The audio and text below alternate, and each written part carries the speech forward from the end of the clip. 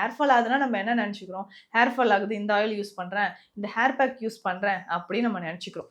Iron டிஃபிஷியன்சினால தான் hair fall ஆகுதுன்றது நமக்கு தெரியாமலே போயிடுது. ஹேர் ஃபால் இருக்கும், கண்ணெல்லாம் வெளுத்து போயிருக்கிற மாதிரி இருக்கும், நாக்கு நீட்டுங்கன்னு டாக்டர் செக் பண்ணுவாங்க இல்லையா, நாக்குமே வெளுத்த மாதிரி இருக்கிறது, நெயில்ஸ் ஈஸியாக உடையிறது, கொஞ்சம் தூரம் நடந்தாலும் மூச்சு வாங்குறது, லேடிஸ்க்கு வந்து இர்ரெகுலர் பீரியட்ஸ், ஃபெர்டிலிட்டி இஷ்யூஸ் வர்றது, ட்ரை ஸ்கின், இந்த மாதிரி எக்கச்சக்கமான சிம்டம்ஸ் நமக்கு சொல்லும். ஆனால் நம்ம அதெல்லாம் இக்னோர் பண்ணிவிட்டு, ஸோ ட்ரை ஸ்கின் இருக்குது அதுக்கு என்ன லோஷன் போடலாம், ஹேர் ஃபால் இருக்குது அதுக்கு என்ன ஆயில் யூஸ் பண்ணலாம், நெயில் வந்து பிரிட்டில் நெயில்ஸ் இருக்கா நெயில் பாலிஷ் வச்சு மறைச்சிடலாம், இப்படி தான் நம்ம நினச்சிட்டு இருக்கோம். ஸோ இப்போ அந்த அயன் எவ்வளோ இம்பார்ட்டண்ட் அப்படின்னா, அந்த ஹீமோக்ளோபின் மட்டும்தான் நம்மளுடைய ஆக்சிஜனை கேரி பண்ணிட்டு போய் பாடியில் எல்லா இடத்துலையும் கொண்டு போய் கொடுக்குது. இப்போ இந்த ஹீமோக்ளோபினே இல்லைன்னு சொல்லும்போது ஆக்சிஜன் நம்ம இன்ஹேல் பண்ணியும் வேஸ்ட்டு தான்.